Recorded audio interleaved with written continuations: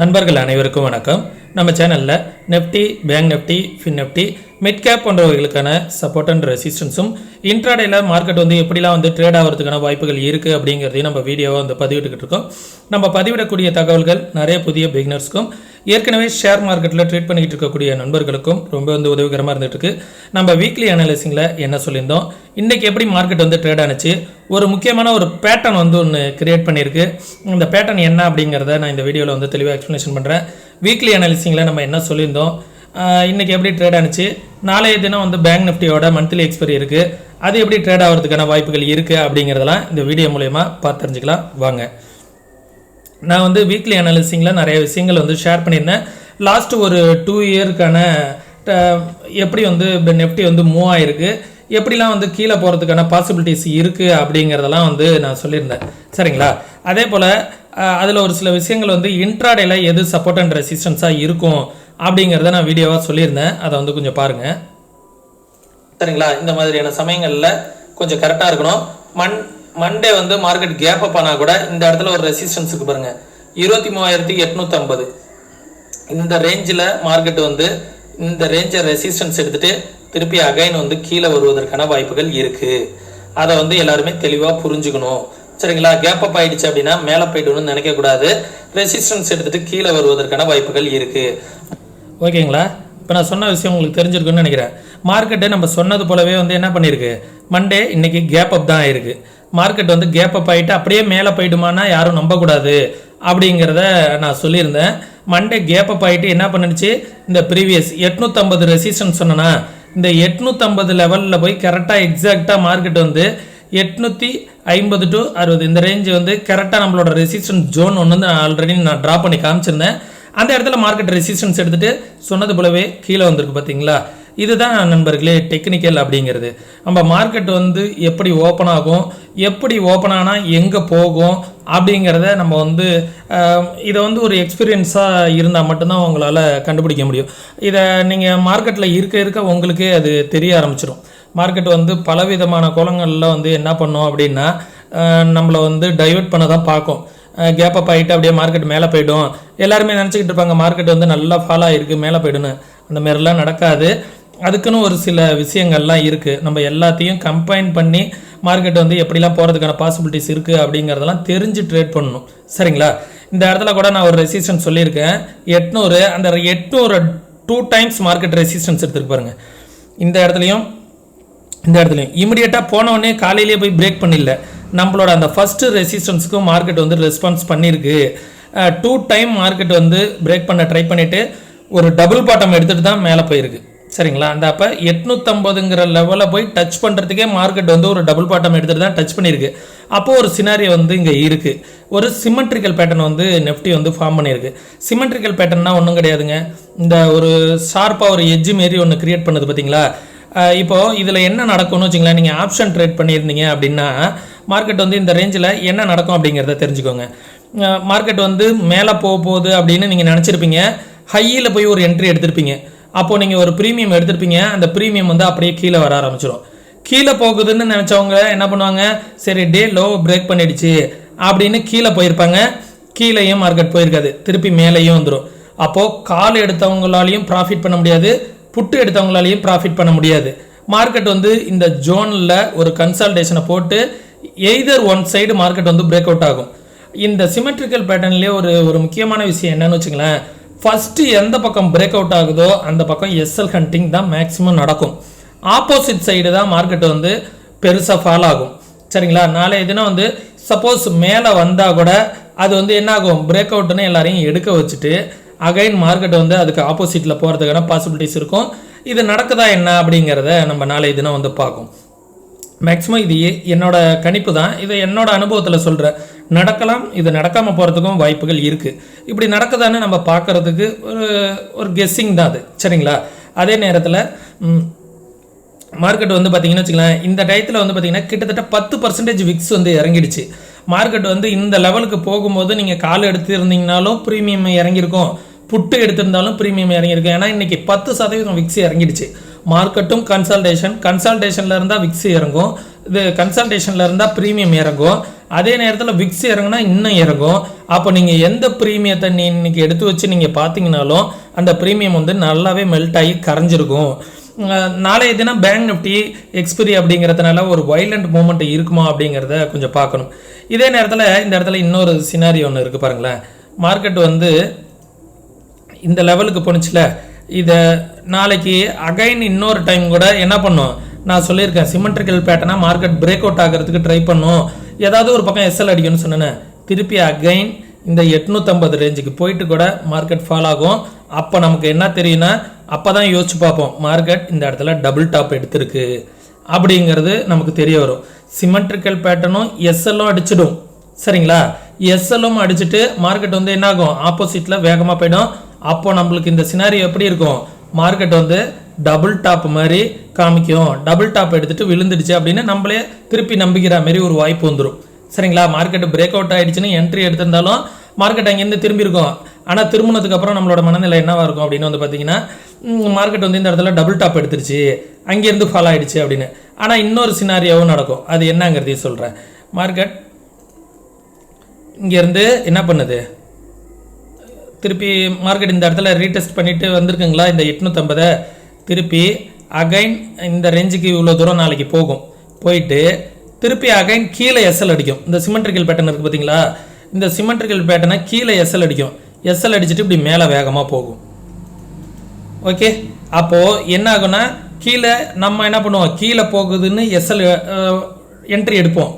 Entry எடுத்ததுக்கப்புறம் என்ன ஆகும் அப்படின்னா, மார்க்கெட் வந்து அகைன் திரும்பும். அப்போ திரும்பினதுக்கப்புறம் நம்மளோட யோசனை என்னவா இருக்கும் அப்படின்னா, இந்த இடம் வந்து மார்க்கெட் டபுள் பாட்டம் எடுத்துருச்சு, நம்ம தான் தெரியாமல் என்ட்ரி எடுத்துட்டோம் அப்படின்னு நினைப்போம். ஏன்னா இந்த சிமெட்ரிக்கல் பேட்டர்னோட சினாரியோவே வந்து பார்த்தீங்கன்னா, ஏதாவது ஒரு பக்கம் எஸ்எல் அடிக்கும். எஸ்எல் அடிக்கிறதுக்கு லிக்யூடிட்டியை போய் எடுக்கும். இப்போ என்ன பண்ணுதுன்னா, மார்க்கெட் வந்து இங்கே உள்ள லிக்யூடிட்டி எடுத்துருச்சு, இங்கே உள்ள லிக்யூடிட்டி எடுத்துருச்சு, இங்கே எடுத்துருச்சு, இங்கே எடுத்துருச்சு. அப்போது மார்க்கெட் ஸ்ட்ராங்காக லிக்யூடிட்டி எடுத்துக்கிட்டே இருக்குது. ஏதாவது ஒரு பக்கம் பிரேக் அவுட் ஆகும்போது அந்த பக்கம் எல்லாருமே என்ன பண்ணுவாங்க, செல்லிங் பண்ணுறவங்களும் இந்த ட்ரெண்ட் லைன் பேஸ் பண்ணியே எஸ்எல் போட்டிருப்பாங்க. இந்த இதுக்கு மேலே எஸ்எல் போட்டிருப்பாங்க, இந்த இடத்துக்கு மேலே எஸ்எல் போட்டிருப்பாங்க, கீழே உள்ளவங்களும் இதுக்கு மேலே எஸ்எல் போட்டிருப்பாங்க, இங்கேயும் இதுக்கு மேலே எஸ்எல் கீழே போட்டிருப்பாங்க. அப்போ ஏதோ ஒரு பக்கம் போகணும் அப்படின்னா மார்க்கெட் இந்த பக்கத்தில் உள்ள லிக்யூடிட்டியை கவர் பண்ணுறதுக்காக என்ன ஆகும் அப்படின்னா, இவ்வளோ தூரம் வந்துட்டு அந்த லிக்யூடிட்டியை எடுத்துகிட்டு வேகமாக கீழே வரும். அப்படி இல்லையா, கீழே உள்ள லிக்யூடிட்டியை எடுத்துகிட்டு வேகமாக மேலே போகும். இந்த மாதிரியான சினாரியோ கண்டிப்பாக நடக்கிறதுக்கான பாசிபிலிட்டிஸ் இருக்கும். பார்க்கலாம் நம்மளோட கணிப்பு கரெக்டாக இருக்கா, இல்லை இந்த சைடு வேஸ்லேயே மார்க்கெட் வந்து மூவ் ஆகி இன்னும் நம்மளை வந்து தொந்தரவு கொடுக்க போகுதா அப்படிங்கிறதையும் பார்க்கணும். ஏன்னா இதில் நிறைய பேர் இன்ட்ராடேயில் ஸ்கேல் படித்தா கூட கொஞ்சம் கஷ்டமாக தான் இருக்கும். ப்ரீமியம் மெல்ட்டிங் ரொம்ப அதிகமாக இருக்கும். எதுவாக இருந்தாலும் நாளைக்கு எது நடக்குது அப்படிங்கிறத பார்த்துக்கோங்க. இந்த சிமெட்ரிக்கல் பேட்டர்னை கொஞ்சம் தெளிவாக பார்த்துக்கோங்க. நம்ம சொன்ன 2 விஷயங்கள் நடக்கும். ஏதாவது ஒரு பக்கம் எஸ்எல் அடிக்கும், இன்னொரு பக்கம் வேகமாக போகும். அந்த இடத்துல கொஞ்சம் பொறுமையாக இருங்க. பொறுமையாக இருந்துட்டு, ஏன்னா இந்த சிமெட்ரிக்கல் பேட்டர்னுக்கு எங்கே வேணாலும் மார்க்கெட் கொஞ்சம் வேகமாக போகிறதுக்கான வாய்ப்புகள் இருக்குது. மந்த்லி எக்ஸ்பிரியே இருக்குது. அதனால் கொஞ்சம் சேஃபாக இருங்க. எந்த பக்கம் பிரேக் அவுட் ஆனாலும் கொஞ்சம் கையை கட்டி போட்டுக்கிட்டு அமைதியாக இருங்க. அதுக்கப்புறம் எங்கே வேகமாக போகுதோ அதுக்கப்புறம் கொஞ்சம் நல்லாவே போனதுக்கப்புறம் என்ட்ரி எடுத்துக்கலாம், தப்பு கிடையாது. சப்போஸ் இந்த இடத்துக்கு மேலே மார்க்கெட் போகுது, 650க்கு மேலே போயிடுச்சுன்னா 900 கிராஸ் ஆகட்டும், இந்த இடத்த எப்படியும் மார்க்கெட் ரீடெஸ்ட் பண்ணும். அதுக்கப்புறம் நம்ம வந்து அப்சைடு ஃபோக்கஸ் பண்ணோன்னா நல்ல என்ட்ரி கிடைக்கும். அதே போல் டவுன் சைடுக்கு எப்போ எடுக்கலாம், டவுன் சைடு வந்து எப்போ ஃபோக்கஸ் பண்ணலாம் அப்படின்னு வந்து பார்த்தோன்னா, மார்க்கெட் கீழே வரட்டும், 500 பிரேக் பண்ணட்டும். 500 பிரேக் பண்ணிவிட்டு இந்த இடத்த ரீடெஸ்ட் பண்ணால் அடுத்தது ஒரு 250 பாயிண்ட்ஸ் வந்து இது இருக்கும், சரிங்களா? இதுதான் வந்து நாளைக்கான சினாரியோ, சரிங்களா? இந்த மாதிரியான வாய்ப்புகளுக்கு நிறைய வாய்ப்புகள் இருக்கும். அதனால் கொஞ்சம் கவனமாக இருங்க. இமிடியேட் ரெசிஸ்டன்ஸ் வந்து 800, அதுக்கப்புறம் 850, அதுக்கப்புறம் 24,060 இது ரெசிஸ்டன்ஸ். சப்போர்ட் வந்து பார்த்தீங்க அப்படின்னா இமிடியேட் சப்போர்ட் 550, அதற்கு கீழே வந்து அந்த ட்ரெண்ட் லைன் எல்லோ ஜோன் கொஞ்சம் சப்போர்ட்டாக இருக்கும். அந்த லெவலில் பிரேக் அவுட் ஆனால் 250 வரைக்கும் போகிறதுக்கான பாசிபிலிட்டிஸ் நெஃப்டியில் இருக்கும். பேங்க் நிஃப்டிக்கான ஓஐ டேட்டா என்ன சொல்லுறது, பேங்க் நிஃப்டியோட சப்போர்ட் அண்ட் ரெசிஸ்டன்ஸ் என்ன அப்படிங்கிறத பார்த்துருவோம். பேங்க் நிஃப்டி நம்ம சொன்ன ரெசிஸ்டன்ஸ் ஜோனை எக்ஸாக்டாக ரெசிஸ்டன்ஸ் எடுத்துக்கிட்டே இருக்கு பார்த்தீங்களா. 51,387 அப்படிங்கிறது ரெசிஸ்டன்ஸ். அதற்கு மேலே போனால் 51,857, அதற்கும் மேலே போணுச்சு அப்படின்னா இந்த லெவல் 52,347 அப்படிங்கிற லெவல் ரெசிஸ்டன்ஸு, சரிங்களா? கீழே வந்துச்சு அப்படின்னா 50,677 அப்படிங்கிறது சப்போர்ட்டு. அதற்கும் கீழே வந்துச்சுன்னா 49,800ங்கிற லெவல் வந்து ஒரு ஸ்ட்ராங் சப்போர்ட்டாக இருக்கும். இதை நீங்கள் ப்ரீவியஸாக போய் பார்த்தீங்கன்னா ஒரு டேல வச்சு பார்த்தீங்கன்னா மல்டிபிள் டைம் இந்த இடத்துல மார்க்கெட் வந்து சப்போர்ட் எடுத்திருக்கும். 1 டைம், 2 டைம், 3 டைம், 4 டைம், சரிங்களா? நல்லா மல்டிபிள் டைம் சப்போர்ட் எடுத்திருக்கு. ஒரு சின்ன பவுன்ஸ் பேக் ஆகுது இங்கே இருக்கும். இந்த லெவலில் மார்க்கெட் பிரேக் அவுட் ஆனிச்சு அப்படின்னா நல்ல ஒரு செல்லிங் ப்ரெஷர் இருக்கும், பார்த்துக்கோங்க. பேங்க் நிஃப்டியோட ஓஐ டேட்டா என்ன சொல்ல வருது அப்படிங்கிறதையும் பார்த்துருவோம். பேங்க் நிஃப்டியில் 2 பக்கமே ஓஐ டேட்டா பில்ட் ஆகிருக்கு. புட்டு சைடும் நெருக்கி வந்திருக்காங்க, கால் சைடும் நெருக்கி வந்திருக்காங்க. ஒரு வைலண்ட் மூவ்மெண்ட் இல்லாமல் போகிறதுக்கும் வாய்ப்புகள் இருக்குது. ஒரு ரேஞ்ச் பவுண்ட்லேயே மார்க்கெட் முடிகிறதுக்கான வாய்ப்புகள் இருக்குது அப்படிங்கிறத சொல்ல வருது. ஒன்று 51,500க்கு மேலே போனால் ஒரு பெரிய மூவ்மெண்ட் வரும்.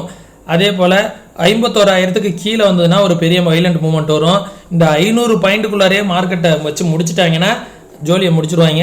நெஃப்டியும் இசிஜி மாரி சைட்லேயே போயிடும், சரிங்களா? இப்படி சைடு வேஸ்லேயே போயிடும், எந்த பக்கமுமே பிரேக் அவுட் ஆகாது. இந்த ரேஞ்ச் பவுண்ட்லேயே மார்க்கெட் வந்து கண்டினியூ ஆகிடும், என்ட்ரியே எடுக்க முடியாது. அந்த மாதிரி ஒரு சூழ்நிலை வந்துடும்.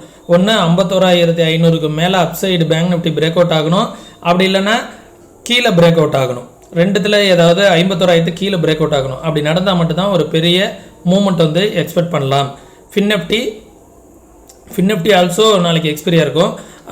அதுவும் வந்து பார்த்தீங்க அப்படின்னா 23,945 அப்படிங்கிற லெவல் ரெசிஸ்டன்ஸ். அதற்கும் மேலே வந்துச்சு அப்படின்னா இந்த லெவல் வந்து ஒரு ரெசிஸ்டன்ஸ். இந்த கேப் ஃபில்லிங் இருக்குது பார்த்தீங்களா, இந்த லெவலும் ரெசிஸ்டன்ஸ். 24,150 அதற்கும் மேலே போணுச்சு அப்படின்னா 24,500. பேங்க் நிஃப்டியோட ஓஐ டேட்டாவை பார்த்துட்டோம், அதே தான் இதுக்கும். இதுலேயும் வந்து பார்த்தீங்க அப்படின்னா என்ன சொல்லுது அப்படிங்கிறதையும் பார்த்துருவோம். சப்போர்ட் வந்து பார்த்தீங்க அப்படின்னா கீழே வந்துச்சு அப்படின்னா 23,541 அப்படிங்கிற லெவல் தான் சப்போர்ட்டு. அதற்கு கீழே வந்துச்சுன்னா 23,100 அப்படிங்கிற லெவல் தான் சப்போர்ட்டு. அதற்கும் கீழே வந்துடுச்சு அப்படின்னா 22,527 அப்படிங்கிற லெவல் வந்து ஒரு சப்போர்ட்டாக இருக்கும், சரிங்களா? இது ஃபின்னிஃப்டிக்கான லெவல்ஸ். மிட் கேப்க்கான லெவல்ஸையும் பார்த்துடலாம். மிட் கேப் ஆல்சோ இந்த ரேஞ்ச் வந்து ஒரு சப்போர்ட். 12,659 அப்படிங்கிற லெவல் வந்து ஒரு சப்போர்ட்டு. ஒன்ஸ் அந்த லெவலுக்கு கீழே வந்துடுச்சு அப்படின்னா 12,465 அப்படிங்கிற லெவல் வந்து ஒரு சப்போர்ட்டு. அதற்கும் கீழே வந்துடுச்சு அப்படின்னா 12,000 அப்படிங்கிற லெவல் வந்து ஒரு சப்போர்ட்டு, சரிங்களா? ஒன்ஸ் அந்த லெவலுக்கு மேலே போயிடுச்சு அப்படின்னா 13,000 அப்படிங்கிற லெவல் வந்து ஒரு ரெசிஸ்டன்ஸ். அதற்கு மேலே வந்துச்சுன்னா 13,240 அப்படிங்கிறது ரெசிஸ்டன்ஸ். ஃபின்னிஃப்டிக்கு வந்து எக்ஸ்பைரி நெக்ஸ்ட் வீக் இருக்கலாம், ஏன்னா செவ்வாய்க்கிழமை நெக்ஸ்ட் வீக் இருக்குது. ஃபின்னிஃப்டி 23,800.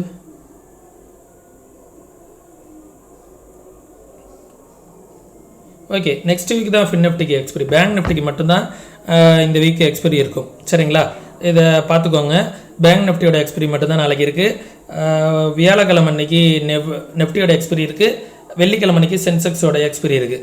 நெஃப்டியோட ஓய் டேட்டா என்ன சொல்ல வருது அப்படிங்கிறத வீடியோட இறுதியில் பார்த்துடலாம். சென்செக்ஸ் என்ன சொல்ல வருது அப்படிங்கிறதையும் பார்த்துடலாம். சென்செக்ஸ் நம்ம எக்ஸாக்டாக சொன்ன இந்த எல்லோ ஜோனில் வந்து நிற்கிது பார்த்தீங்களா, 78,300 அப்படிங்கிறது ஒரு நல்ல சப்போர்ட்டு. ஒன்ஸ் அந்த லெவலுக்கு கீழே போணுச்சு அப்படின்னா இது வரைக்கும் போகும். 76,973 வரைக்கும் போகிறதுக்கான பாசிபிலிட்டிஸ் இருக்குது. தென் மேலே வந்துச்சு அப்படின்னா 79,300 அப்படிங்கிற வரைக்கும் மேலே வரதுக்கான வாய்ப்புகள் இருக்குது. அதற்கும் மேலே வந்துச்சுன்னா 80,000 அப்படிங்கிற லெவல் வரைக்கும் மேலே போகிறதுக்கான வாய்ப்புகள் இருக்குது. அதற்கும் மேலே வந்துச்சுன்னா 82,200 வரைக்கும் மேலே போகிறதுக்கான வாய்ப்புகள் இருக்குது, சரிங்களா? நம்ம வந்து கொஞ்சம் சேஃபாக இருக்கணும் இந்த மாதிரியான சமயங்களில். கொஞ்சம் மந்த்லி எக்ஸ்பைரியில் இருக்கும். நம்ம பொதுவாக இப்போ வந்து நெஃப்டியும் சென்செக்ஸும் தான் வீக்லி எக்ஸ்பைரிங்கிறதுனால அதை மட்டும் தான் ஃபோக்கஸ் பண்ணிகிட்டு இருக்கோம். அதனால் மற்றது எதையும் பார்க்கறதில்ல. இப்போ பேங்க் நிஃப்டினால எதுனா எக்ஸ்பைரி அப்படிங்கிறதுனால கொஞ்சம் வால்யூம் வந்து அதில் அதிகமாக வருவதற்கான வாய்ப்புகள் இருக்குது. நெஃப்டியில் பெருசாக வால்யூம் இல்லை. இது ஓய் டேட்டா பில்ட் ஆகலை.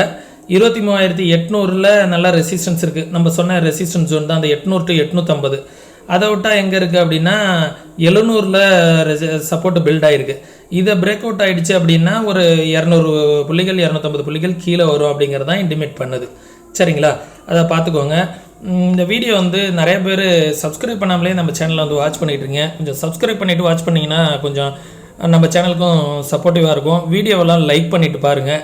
அதே நேரத்தில் மார்க்கெட்டை வந்து நீங்கள் ப்ராப்பராக கற்றுக்கிட்டு ட்ரேட் பண்ணுங்கள். இதே போல் நீங்களும் மார்க்கெட்டை ஓனாக அனலைஸ் பண்ணணும் அப்படின்னு நினச்சிங்க அப்படின்னா கற்றுக்கோங்க. முழுசாக கற்றுக்கிட்டு ட்ரேட் பண்ணிங்கன்னா தான் யாரோட உதவி இல்லாமல் மார்க்கெட்டில் வந்து சஸ்டெயின் பண்ண முடியும். கற்றுக்கணுன்னு விருப்பம் இருக்கக்கூடிய நண்பர்கள் வாட்ஸ்அப்க்கான லிங்க் கொடுத்துருக்கேன். டெக்ஸ்ட் பண்ணி கிளாஸஸ்க்கான தகவல்களை கேட்டு தெரிஞ்சுக்கோங்க.